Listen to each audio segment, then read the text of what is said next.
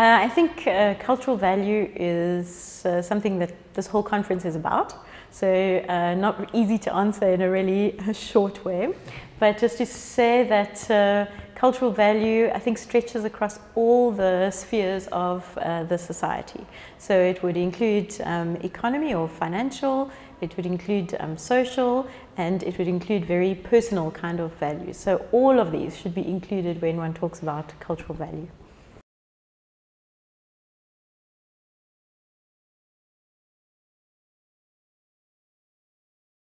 Extrinsic values are those, as I understand it, that are more objective.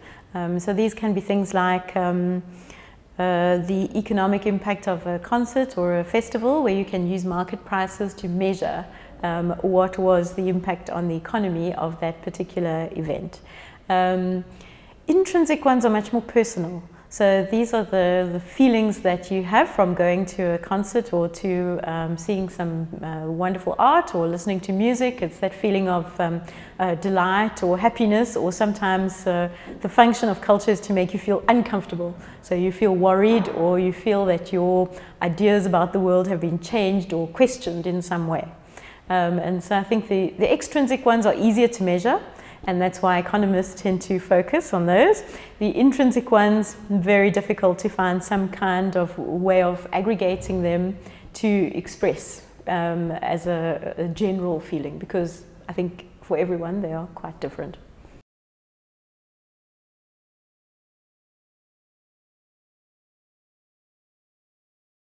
Well, I think this is very different for different countries. So for South Africa, where I come from, public funding does lead the way, especially in fields where there are lots of public good kind of spillovers. So things like heritage, museums, libraries, and so on. Private sector leads the way where there are more specialist interests. So for example, a jazz festival, then you would often find there would be a bank or another kind of private company that's funding that. And I think that's a good mix, because if you only have public funding, then only certain kind of things get funded, because it's always in line with what the government thinks should be provided for the country.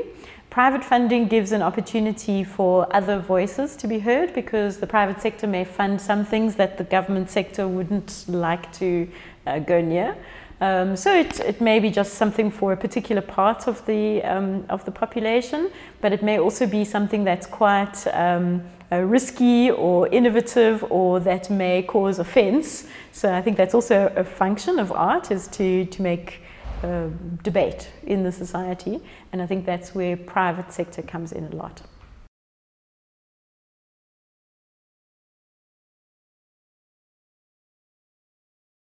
I think sustainable development by itself is quite difficult to define, and culturally sustainable development, that's an even more difficult one. But I think that the two have to be connected. So for the sustainable development goals have to take into account the cultural context in which this is all happening.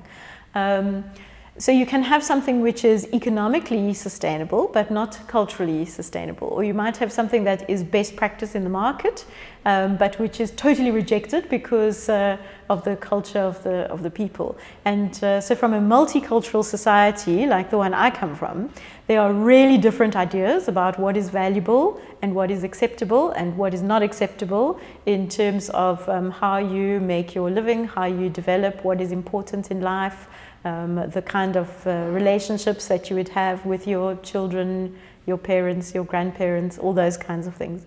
So the danger from a developing country perspective is that we take models of sustainable development from other countries, developed countries, and we say, okay, here's a nice model, we just put it in place right here in South Africa, and it should work perfectly because it worked so well in Spain or the UK or Canada or wherever.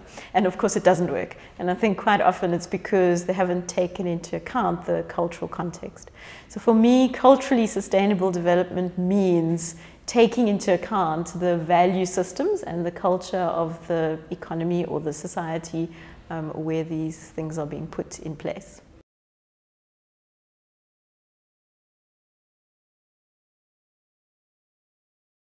Well-being is much more than just having enough food or healthcare or access to education. I think well-being is a much broader kind of concept. And it has to take into account individual personal feelings. So, of course, if we think of the hierarchy of needs, people who don't have access to good water or healthcare or food wouldn't be thinking about other things very much. But as soon as you get past that, then suddenly it becomes really important. How you are feeling depends on your ideas about freedom and your ideas about self-expression and identity. And these are important at every layer of society, just past that basic needs being satisfied. So for me, well-being is just automatically connected with culture, because the way that somebody from South Africa defines well-being, and even within different groups in South Africa, might be totally different from how someone in Europe or the US or Australia defines well-being. So what's important is just really quite separate. And so that's why you also need to take into account the cultural context.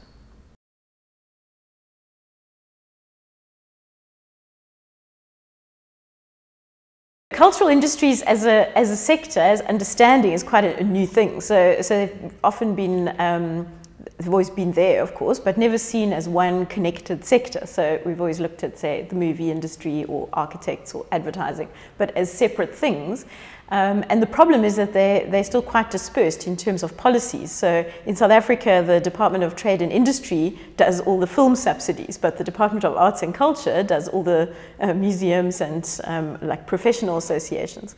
So I think understanding the sector as a coherent whole that has similar, if not the same, but similar kinds of ideas and goals is a really big step in the right direction in terms of helping them to reach their potential and acknowledging their importance in the society. So the cultural and creative industries are shown in many countries. We don't have the data yet for South Africa, but indications are that they grow faster than the rest of the economy. So they're part of this new service sector, creation and innovation being really important drivers of economic growth. And so I think that this is a big potential contributor to economic growth overall.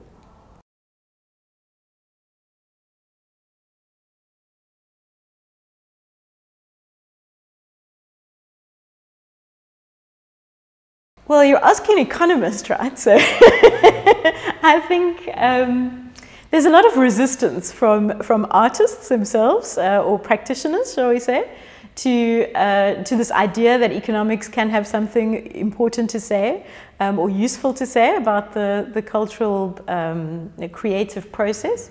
And I think it's because it's a misunderstanding that economics means money. So if you are an economist, you only care about money or finances or market prices and those kinds of things you can measure easily. But that's not really true. I mean, economics is about everything. It's about the choices that you make in your everyday life, the choices that government has to make, well-being, as you've already mentioned, sustainable development, livelihoods, and all of those things fit under economics.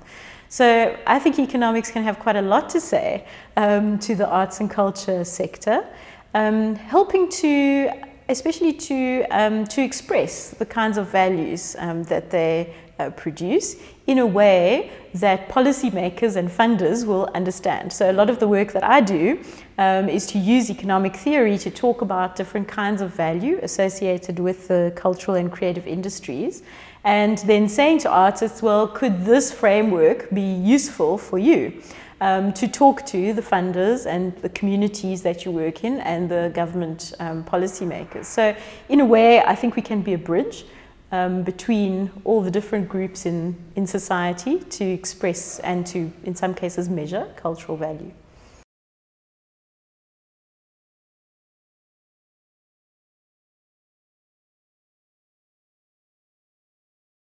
In cultural economics? Yeah. Okay. So if it was me, let me answer it that way, I think I would be really interested in this idea of the cultural and creative industries as drivers of economic growth and development. So not just growth, but also development. And the big gap is not so much on the consumption side, so what do the users do and buy and so on, but on the production side. So how does this happen? How do the cultural and creative industries actually work? And there's a lot of case study, anecdotal evidence out there about the precariat, so people who are highly educated in, say, the film sector, one of the most studied sectors, where you have short-term jobs and you move from one contract to the other. But I think there's lots that we don't know about what's also happening in other sectors, like how does the craft sector work? These seem to be small, stable businesses that exist, over time. How does the informal sector work? And so I think this is an opportunity where the developing countries can have an advantage, because for us, the norm is the informal sector. So the minority of people are employed full-time with a pension plan and kind of, permanent job. Most people are working in the informal sector in a whole bunch of different activities or production ways. And so I think that if I was going to choose a direction in cultural economics now, I think I would go in for the production side of the cultural and creative industries and the differences between developed country context and developing country.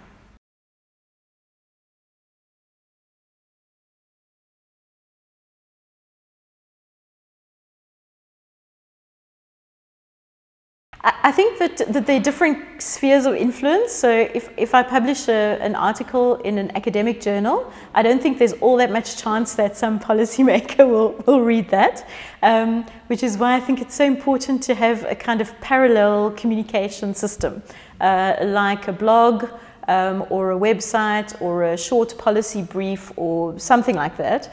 And I think those, they do notice. So very recently, the Department of Arts and Culture in South Africa has established the Cultural Observatory, which is a research hub which is funded by government on the cultural and creative industries.